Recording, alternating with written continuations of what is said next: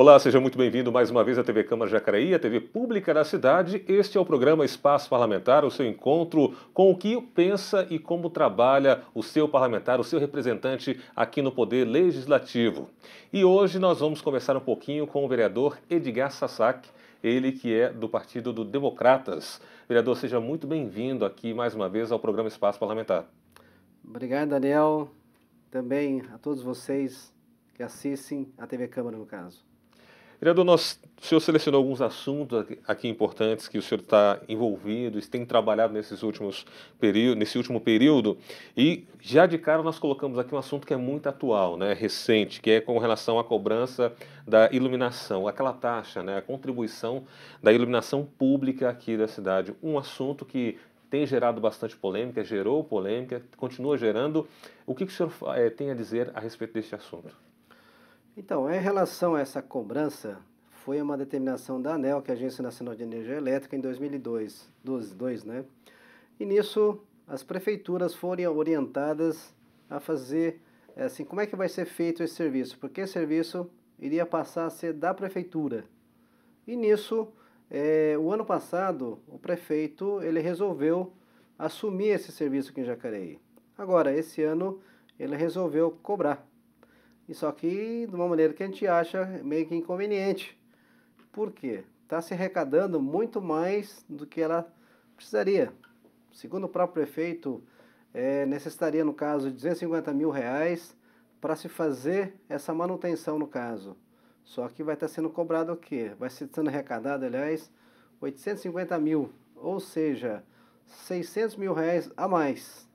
Então a gente acha que é injusto, justamente essa diferença no caso, né?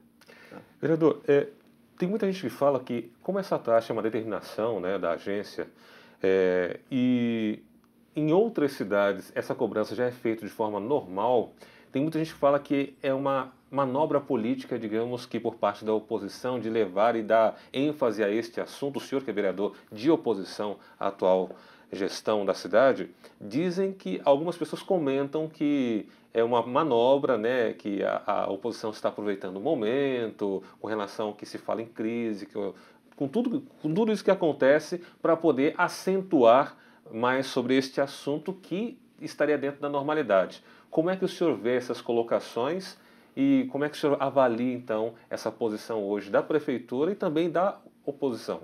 Então, Daniel, é o seguinte, né? Essa contribuição, eu acho que se fosse uma cobrança assim que fosse realmente justa, eu acho que a população não estaria reclamando.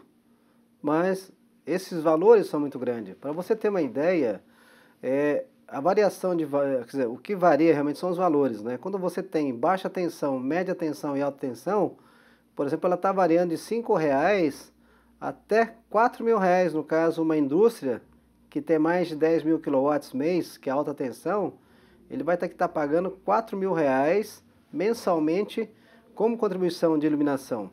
E outra, existe também a área rural. A área rural, ela estaria pagando também pelo seu uso. E sendo que na área rural, que eu saiba, pouquíssimo lugar tem algum tipo de iluminação pública no caso. Então, eu acho que é errado isso, né? Tá? E outra coisa, no próprio Congresso Nacional, tem um deputado do PDT que ele tem um projeto de lei para justamente anular essas cobranças e passaria novamente a fazer parte do trabalho da própria empresa, prestador de serviço no caso, que no caso a energia elétrica no caso, que aqui seria a Bandeirantes no caso, né? Então existe em tramitação no Congresso Nacional uma lei não lembro o nome do deputado, do PDT, tentando anular essa determinação no caso, né? Certo. Então, diante do que foi apresentado e diante desses argumentos colocados, tanto por parte daqueles que são a favor ou que são contra, qual que seria, na sua opinião, a questão mais sensata ou de melhor parte, tanto para o município, tanto também com relação à população? O senhor tem alguma opinião diferente daquilo que é colocado hoje? Então, Daniel, é o seguinte, né? A questão da iluminação em si, a prefeitura ela já vinha pagando a própria empresa com os impostos que nós temos no município, que seja ela IPTU, ISS, tá? Então são impostos que normalmente são impostos gerais, não tem assim uma ação específica no caso. Então, esses impostos poderiam estar cobrindo essa despesa. Tanto é que, de início, o prefeito resolveu assumir essa contribuição, não, esse serviço, no caso. Depois ele voltou atrás. Então, se ele poderia estar pagando com os impostos que são arrecadados aqui no município, tá, então não vejo necessidade, né? Tá por isso, né? Tá, então, o que nós fizemos? Tá? Justamente para anular essa cobrança, nós entramos com um projeto de revogação, tá certo? Esse projeto de revogação, tá, são 7 vereadores que assinaram, tá certo? E vamos ver o andamento como é que vai ficar, né? O senhor falou que os 7 vereadores assinaram. É um projeto que é feito em conjunto ou teve alguém da parte da oposição que encabeçou e encabeça, digamos, Não, a intenção? o projeto foi numa reunião de bancada da oposição em que nós resolvemos, assim como já teve municípios que conseguiram essa revogação, então nós entramos com esse projeto de lei, tá, com assinatura de todos.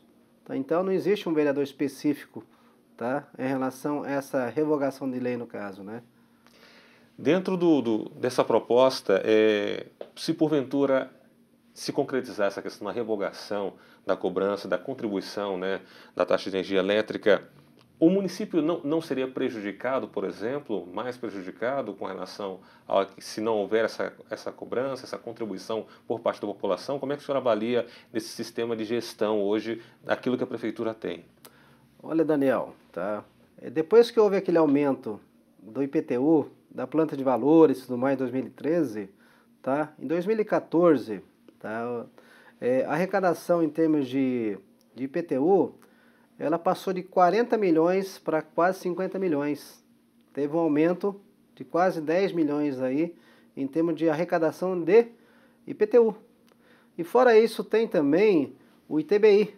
É quando você faz uma transferência de imóveis, por exemplo, você cobra um imposto. E também esse imposto também cresceu. Eu não lembro se era 4 milhões, 5 milhões no caso. Então, tudo aumentou, né? Tá, então a população, ela está já assim, desculpa o termo, mas de saco cheio de estar pagando tantos impostos, né? E vem, por exemplo, uma contribuição como essa, a população fica brava mesmo.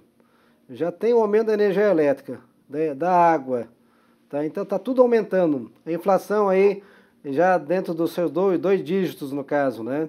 Então, mais uma taxa, mais uma contribuição, eu acho que a população fica brava mesmo, né? Então tem que se pensar nisso. Como você tem uma arrecadação maior, tanto no ITBI como também no IPTU, eu acho que sim, daria sim para cobrir essas despesas no caso, né? Vereador, ainda dentro desse assunto, ainda eu aproveito para perguntar para o senhor que atua firmemente com relação à oposição, porque para que o nosso telespectador possa compreender um pouquinho até a base do seu trabalho, que além de fiscalizar, além de propor, né, leis para o município, tem essa questão, existe a questão política, obviamente. E hoje, quando se fala em política, existe essas bandeiras que são levantadas, né, de situação, oposição ao partido que está governando, a não. Eu gostaria de saber, na sua opinião, qual o trabalho efetivo da oposição e da situação junto a tudo o que acontece no município. Podemos ter como base, né, esse último acontecimento com relação à cobrança de iluminação, que aconteceu e tem acontecido um trabalho forte da oposição, mas só para o nosso telespectador poder entender um pouquinho mais, até onde, qual é o limite que a oposição tem para poder trabalhar para que realmente seja algo benéfico para a cidade e não seja oportunista com relação ao momento? Como é que o senhor, como vereador Sazak, diferencia esse trabalho? Olha, Daniel, o presente momento é complicado. Nós estamos aí já um pouquinho antes das eleições do ano que vem, 2016. Então, lógico que já começa a aparecer essas bandeiras políticas no caso, tá? Mas a gente tem que tomar muito cuidado para separar as coisas. Eu acho que o vereador, quando foi eleito, ele foi eleito para a cidade, não foi eleito para se promover. Então a gente toma muito esse cuidado de não tentar se promover aí em cima de uma função que você ocupa hoje como vereador, tá? E a gente tem que olhar a cidade como um todo. Eu sempre tentei fazer uma legislatura, durante esses 3 anos que eu estou aqui, no sentido de ser mais coerente possível, tá? E tem certos momentos que a gente fica até balançando, né? Mas mesmo assim, a gente tenta ir mais pela coerência, tá? Então, essa questão dessa contribuição, eu vejo que é uma contribuição incoerente no caso, tá? Porque se paga tanto imposto, se você vai pagar 250 mil reais por mês, tá certo? Você vai ter o quê? Um aumento de o quê? Mais ou menos 3 milhões. Mas com esses aumentos que nós tivemos, tanto de TBI como também de IPTU, eu acho que cobre tranquilamente esses valores no caso, tá? E eu acho ainda 250 mil um pouco acima do que se gasta no caso. Muito bem, nós estamos conversando aqui com o vereador Edgar Sazak, do Democratas, ele que está falando um pouquinho aqui no programa Espaço Parlamentar dos seus pensamentos com relação ao seu trabalho mesmo aqui na cidade. E outro ponto que o senhor colocou aqui, vereador, é com relação à pavimentação da cidade, né? É um assunto realmente muito amplo. Como é que o senhor, no seu trabalho agora, nesses 3 anos, avalia que está a pavimentação aqui na nossa cidade? Para você ter uma ideia, tá? Vai ser feita uma pavimentação na rua Lúcio Malta. Já houve a escarificação da rua e com certeza aguardando a pavimentação no caso. Eu vejo que é uma rua que não haveria necessidade de você fazer um recapeamento ali. Tem muito mais bairros hoje que precisa de muito mais do que a Lúcio Malta. Eu cito aqui as ruas ali no bairro do São João, por exemplo. Depois que houve a retirada do estacionamento da Santa Helena, por exemplo, o que aconteceu? E também da mudança do sentido das ruas, tem a rua, por exemplo, a São Miguel, talvez seja a rua mais prejudicada. Até já mostrei isso em sessão de Câmara.